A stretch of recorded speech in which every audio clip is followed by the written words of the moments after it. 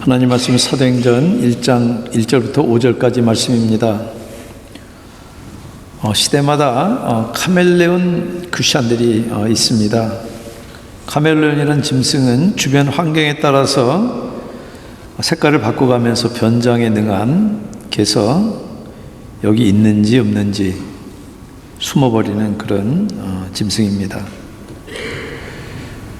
카멜레온 크리스찬이라는 말은 세상에서는 내가 불이익당하고 또 내가 즐길 수 있는 것 못 즐길까봐 변장하고, 교회에서는 또 엮여서 내가 참 이렇게 저렇게 엮이는 거 싫어서 모호한 태도를 취하는 것을 가리킵니다.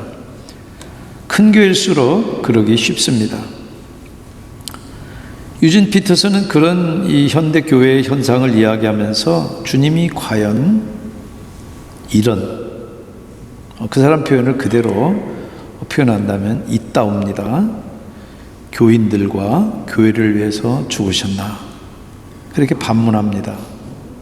그리고 주저없이 바로 그런 교인들과 교회를 위해서 주님은 고난받고 십자가에서 죽으셨다, 그렇게 대답을 합니다.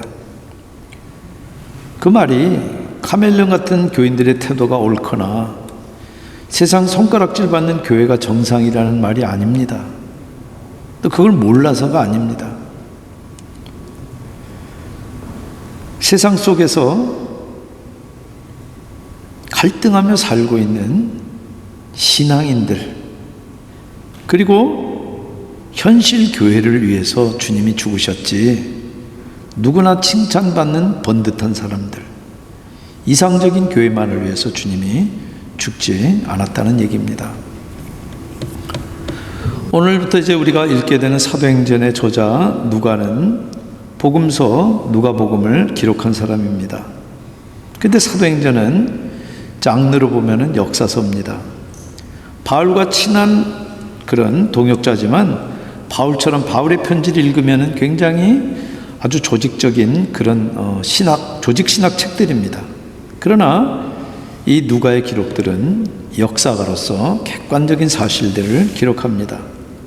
그래서 기존의 자료들을 모아서 검증하고, 그리고 자기가 직접 경험한 것들을 아주 유려한 헬라어로 기록을 합니다. 그래서 이 세미나리언들, 신학 공부하는 사람들에게 죽음 같은 책이 바로 사도행전입니다. 왜냐하면 직업이 의사였던 누가가 의학 용어도 많이 쓸 뿐만 아니라 누가복음과 사도행전에만 꼭 한 번 나오는 헬라어가 700개나 됩니다. 그리고 사도행전에 더 많아요. 더군다나 관계대명사나 이런 것들을 써서 정교하게 문장을 만들어서 해석하는 게 용이하지 않습니다. 누가도 번듯한 교인들과 이상적인 교회만 경험하지 않습니다. 여러분들, 우리는 자꾸 초대교회는 이상적인 교회라고 생각하는데, 여러분들 생각해 보십시오. 초대교회라고 하는 교회들은 예수 믿은 지 불과 1, 2년, 길어봐야 몇 년 되지 않는 사람들입니다. 그러면 그 전에 자기들이 살아왔던 생활 방식이나 사고 방식 그대로 가지고 있는 사람들이에요. 그런데 초대교회가 그렇게 온전했겠습니까? 초대교인들이 그렇게 온전했겠습니까? 오히려 지적인 부분에서는 지금 여러분들이 훨씬 초대교인들보다 나을 거예요. 누가는 분명히 쭉정이도 만났을 것이고, 한심한 교회도, 그래서 모여서 교회 놀이하고 있는 그런 데도 방문했을 겁니다. 누가는 지금 소설 쓰는 거 아닙니다. 현실 속에서 치열하게 살고 있는 생활인들. 여러분들, 우리가 고린도서에 보면은 그 당시에는 지금과 같은 주일도 없을 때예요.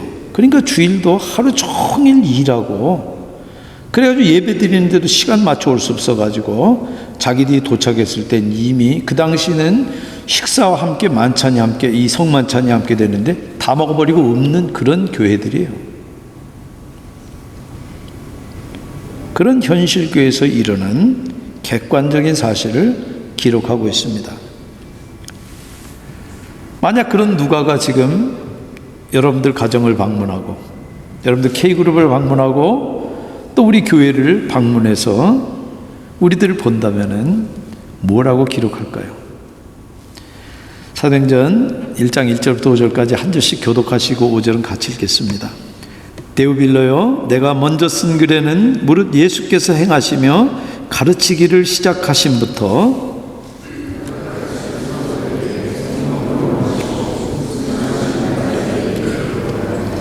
그가 고난받으신 후에 또한 그들에게 확실한 많은 증거로 친히 살아 계심을 나타내사 40일 동안 그들에게 보이시며 하나님 나라의 일을 말씀하시니라.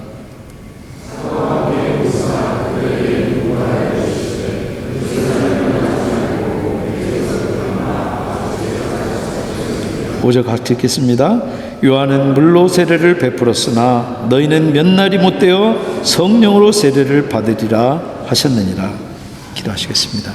성령 하나님, 이 시간 주님께서 친히 감동하셔서 누가로 하여금 기록하신 이 말씀이 우리 심령을 감동하고 성령 하나님의 역사로 우리들이 주님의 손에 들려져서 다듬어지는 그런 시간 되도록 이 시간을 주장해 주시옵소서. 예수님의 이름으로 기도합니다. 아멘. 흥행에 성공하면 영화들은 대개 속편들을 만듭니다. 인디아나 존스나 토이스토리, 그리고 스타워스는 몇 편까지 계속 나올지 모르겠습니다. 매번 나올 때마다 이게 끝이다 그러는데 끝이 안 납니다. 속편 만드는 게 쉽지 않은데 속편이 더 나은 영화도 있습니다. The Lord of the Rings, 반지의 제왕 같은 영화는 속편으로 갈수록 더 재미있고 스케일도 여전합니다. 영화 평론가들은 20년 안에 그런 영화는 다시 못 나올 거라고 이야기합니다. 흥행하자 속편들을 만들지만 대부분은 전편만 못합니다. 그래서 투자자들이 원하지만 감독들은 속편 잘 안 만든다 그럽니다. 그래서 뛰어난 속편을 만드는 감독이 더 빛나는 겁니다. 사도행전의 저자 누가는 탁월한 복음서 누가복음을 이미 썼습니다. 그러나 반지의 제왕 감독 피터 잭슨처럼 갈수록 스케일 크고 볼만한 그 스토리가 전개되는 그런 속편을 지금 씁니다. 피터 잭슨이 그럴 수 있었던 이유는 톨킨의 소설에 기초해서 이미 첫 번째 영화를 만들 때 이미 다음 편들을 다 구상하고 있었어요.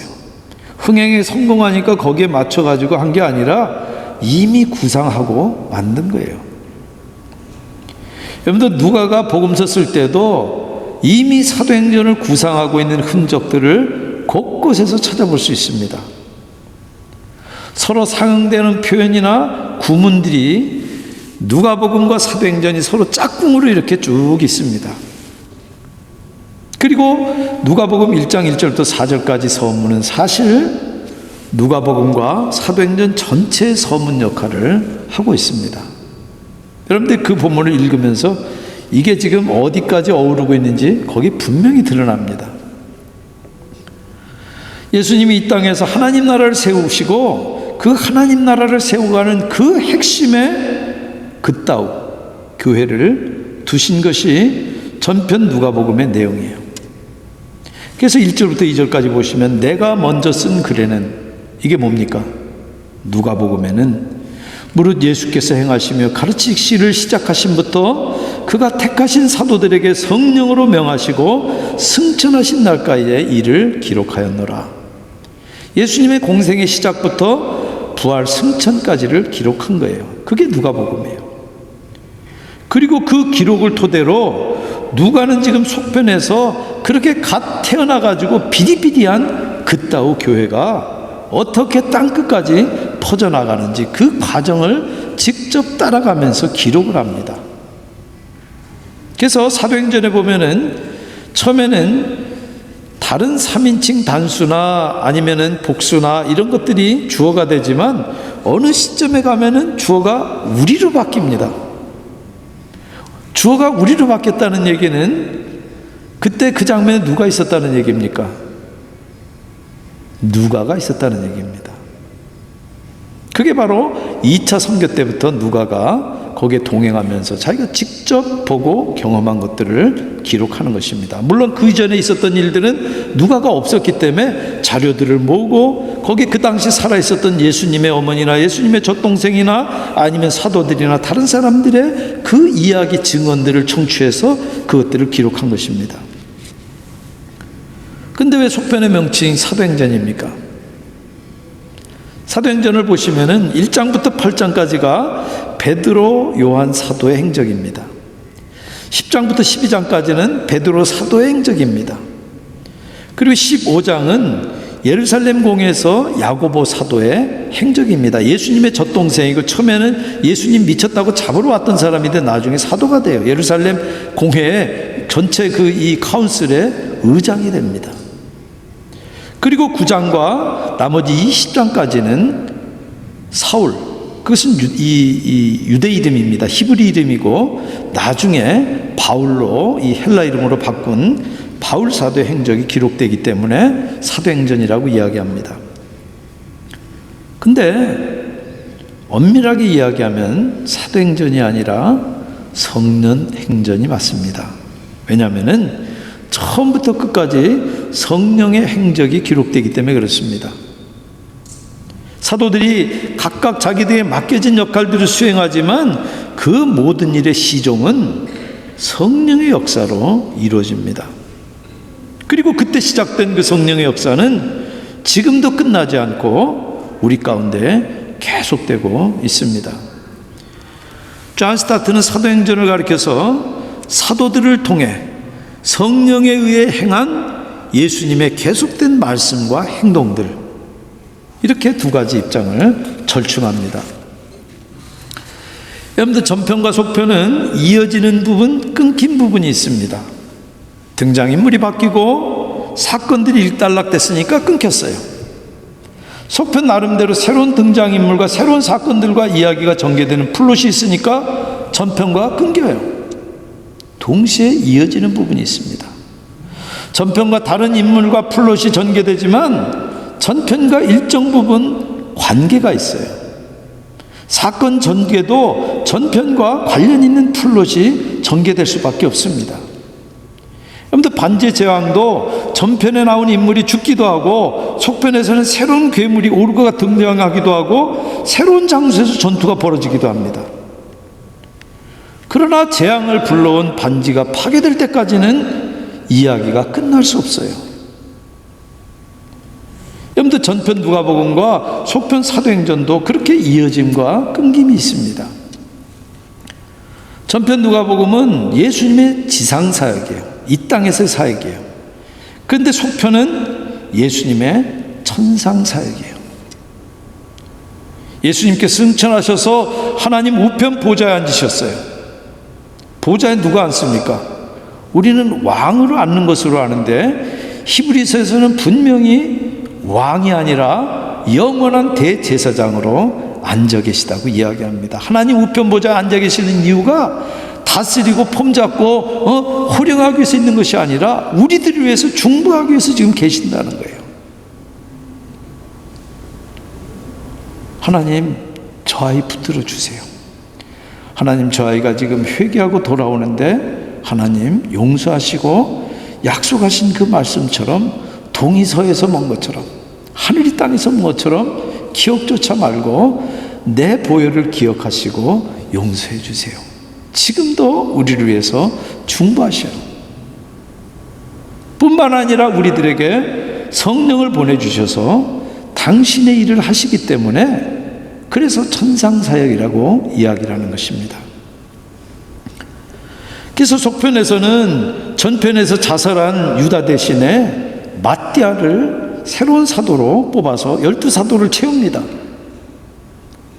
이스라엘의 12부족에게 문제가 의미가 있고 12장로에게 의미가 있는 것처럼 이 신약시대의 12사도에게 의미가 있기 때문에 그 사도를 채워요.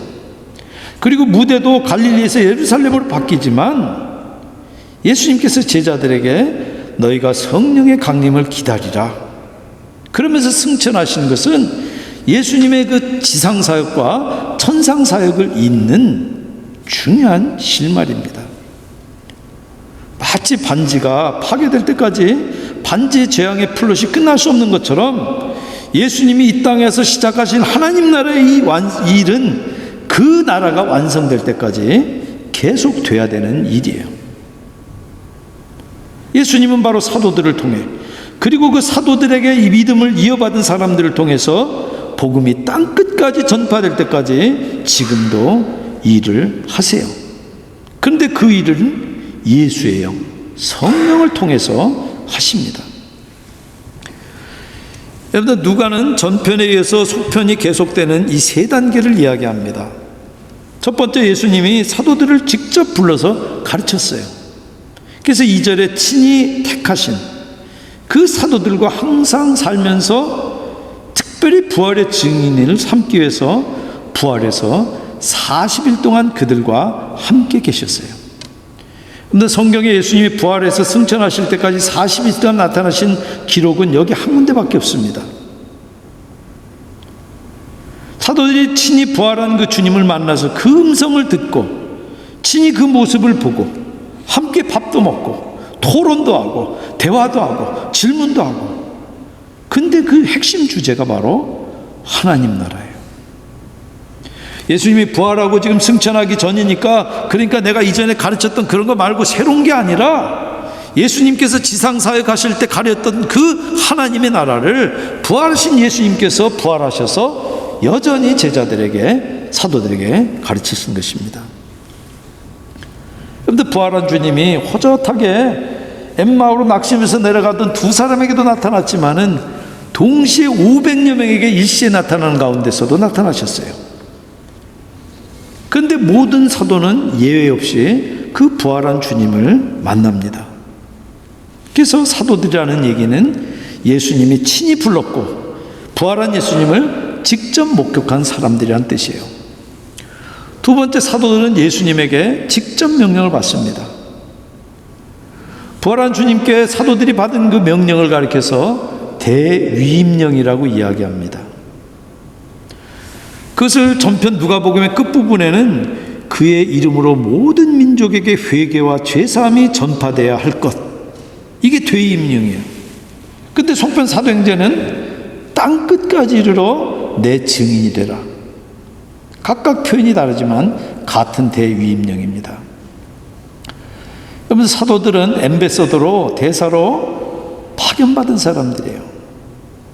대사가 자기 하고 싶은 대로 가가지고 마음대로 흥정하고 마음대로 얘기합니까? 아니요. 절대 자기에게 위임된 이야기밖에 할 수 없습니다. 하나님 나라 왕이신 예수 그리스도의 메신저로 사도들은 예수님 대신에 가서 땅끝까지 예수님의 그 메시지를 전하도록 위임된 것입니다. 세 번째, 사도들은 성령을 받습니다. 여러분들, 전편 누가복음에 예수님이 잡혀서 신문 받을 때 사도들이 어떻게 됩니까? 뿔뿔이 도망가서 다 숨어버렸어요. 근데 부활한 주님을 만났어요. 부활한 주님을 만나는데 제자들이 어떡합니까? 그 중에 의심하는 사람도 있고 부활한 예수님을 옆에서 보면서 이게 영인가 하더라. 그러면서도 사람들의 그 이목이 두려워서 피해서 그렇게 있습니다.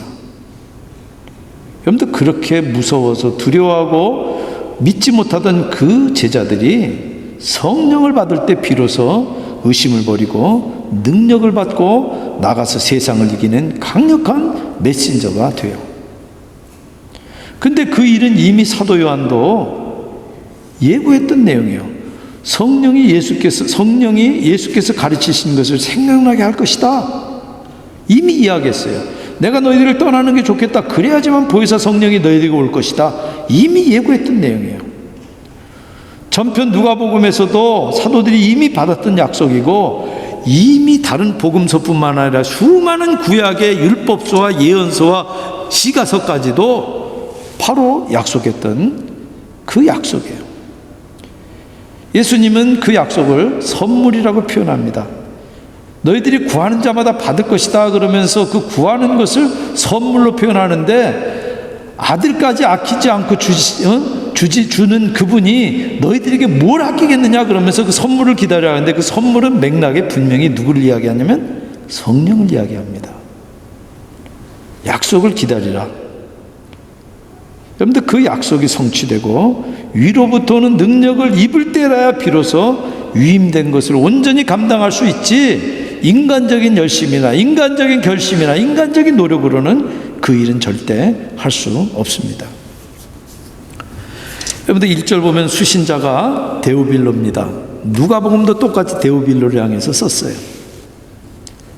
데오빌로를 누가복음 1장 3절에서는 카카라고 표현하는데, 똑같은 표현이 사도행전 23장 26절에 벨릭스 카카, 또 26장 25절에 베스토 카카, 로마 총독들을 카카라고 부릅니다.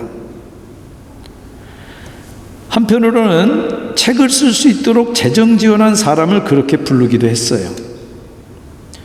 당시 파피루스는 요새 종이하고 다릅니다.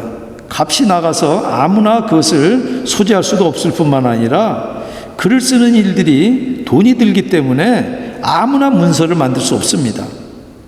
그래서 그 비용을 댄 사람이 바로 데오빌로라 하는 가설도 있고, 그 이름의 뜻 때문에 상징적인 인물이라고 하는 가설도 있습니다. 그러나 분명한 것은 고위 관리를 포함해서 로마의 문화에 익숙한 사람이 데오빌로입니다. 그래서 존 놀랜드는 데오빌로를 프로슬라이트, 주를 경외하는 자로 봅니다.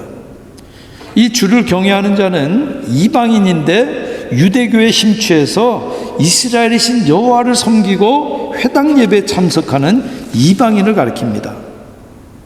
사도행전 18장 7절에 나오는 디도 유스도 같은 사람이에요. 유대 문화에 입문했지만 유대계에서 가장 중요한 할례를 받지 못해서 유대 문화 주변부에서 맴돌던 사람이에요. 그들을 매료시킨 그 유대교의 완성과 성취가 바로 기독교입니다.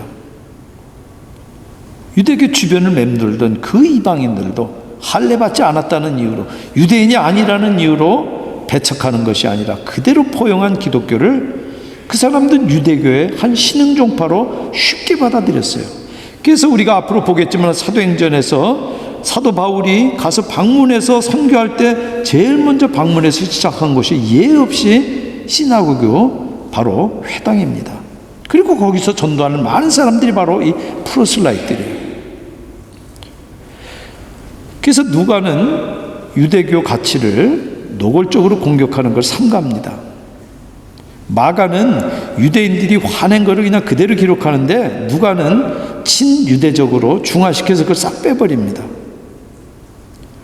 헬라 문화 속에서 교육을 잘 받은 이방인 의사로 바울의 두 번째 선교여행 떠날 때부터 사도행전이 끝날 때 바울이 가택 연금 상태로 로마에 머물 때까지 주어가 우리로 나옵니다. 그때 곁을 지키고 디모데후서 4장 11절에 바울이 디모데에게 편지 쓰는데 누가만 나와 함께 있느니라. 다 버리고 나를 떠났는데 두 번째 투옥돼서 네로에게 순교당하기 직전까지 누가만 바울 곁을 충성스럽게 지킵니다. 그 말은 누가도 직접 목격자 사도가 아니라는 얘기예요. 어쩌면 누가도 주를 경외하는 자, 프로슬라이트였다가 복음을 믿고 헌신한 사람일 수 있습니다. 근데 목격자도 많고 다른 문서도 많은데 왜 누가가 그렇게 공들여서 씁니까? 앞에 쓴 서문에 보면은 알고 있는 바를 더 확실하게 하려고. 목사님, 대충 알고 믿으면 되지 뭐 그렇게 학기마다 성경 공부한다고 날리고 쥐어 짭니까? 죽고 사는 문제이기 때문에 그렇습니다. 요한복음 20장 31절에 오직 이것을 기록함은 너희로 예수께서 하나님의 아들 그리스도이심을 믿게 하려 하며 또 너희로 믿고 그 이름을 힘입어 생명을 얻게 하려 함이라. 여러분들 복음이 되려면 대충 알고 믿고 싶은 대로 믿어서는 안 됩니다. 그게 지금 한국 교회의 문제예요. 왜 누가가 그렇게 모을 수 있는 모든 자료와 증언들을 모아서 처음부터 그렇게 의학도가 해부학 공부하듯이 이렇게 연구해가지고 그렇게 누가복음을 기록하고 사도행전은 직접 경험한 것들을 그렇게 애를 써서 기록을 합니까? 여러분, 모든 걸 다 따져서 확인하기 어렵습니다. 그러나 덮어놓고 믿는 것은 신앙이 아닙니다. 주일학교 애들한테 믿음이 뭐냐 그러면 믿을 수 없는 거 믿는 게 믿음이에요 그러잖아요. 여러분들도 그렇게 생각하세요? 기독교는 믿을 수 없는 걸 믿는 신앙이 아닙니다. 우리가 믿는 신앙 체계를 가르쳐서 히스토리 크리스천이라고 이야기합니다. 역사적으로 검증 가능하고 객관적인 사실에 기초해서 우리들이 믿는 것이지 불확실한 사실을 믿는 거 아니에요. 그렇게 진지하게 확인하고 따져서 사실에 기초해서 믿음이 서야지 흔들리지 않습니다. 사도행전 17장 11절에 베레아 사람들은 데살로니가 사람들보다 더 너그러워서 간절한 마음으로 말씀을 받아 이것이 그러한가 하여 날마다 성경을 상고하니라. 여러분들 오래 믿어도요, 자기 울타리에 갇혀 있는 사람은 절대 변하지 않습니다. 처음 믿을 때 형성된 그 틀을 못 깨요. 그러면 그 사람들은 절대 변하지 않고 배울 수 없습니다. 저는 우리 공동체가 바로 베레아 교회 같으면 좋겠습니다. 우리가 수요 집회, 토요 새벽 기도마다 히브리서와 요나서를 강의합니다. 그리고 오늘부터 구약 이야기 여성 인물 성경 시작합니다. 북클럽도 수요일부터 이제 10권이 도착해서 시작하는데, 여러분들 베레아 사람처럼 정말 간절한 마음으로 말씀을 받고 과연 그런가 날마다 함께 성경을 상고하십시다. 여러분들 이 데오빌로도 이미 복음 받은 사람이에요. 그러나 알고 있는 바를 더 확실히 하려면 배우기를 그치면 안 돼요. 여러분들 예수 믿는다고 그래가지고 여러분들 가치관이나 세상 바라보는 게 달라집니까? 한순간에? 안 달라져요. 여러분들 한국 교회도 보면은요, 다른 이 샤머니즘이나 불교나 다른 종교 영향들이 굉장히 많이 들어와 있습니다. 왜 그런 줄 아세요? 자기들이 기존에 가지고 있던 그거를 여기 들어와 가지고 여기 예수 그리스도의 가치관으로 그게 깨지고 새로 만들어지질 않고 그걸 그대로 가지고 들어와서 여기서 그대로 살기 때문에 그래요. 그게 어떻게 기독교입니까?